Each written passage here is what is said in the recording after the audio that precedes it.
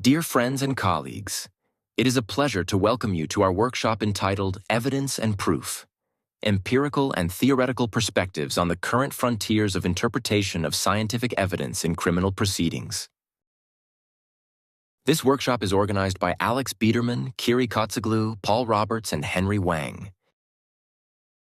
The speakers in this workshop come from a variety of backgrounds, including criminal law, forensic science, sociology, and the history of science.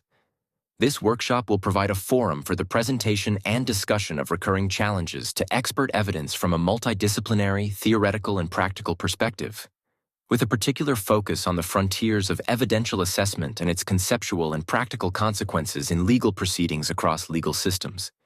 In line with the general theme of the second Girona Evidence Week, this workshop will emphasize an analytical approach to evidential legal reasoning. This workshop will be held in English.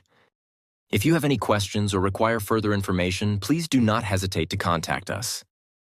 We look forward to seeing you in beautiful Girona next June.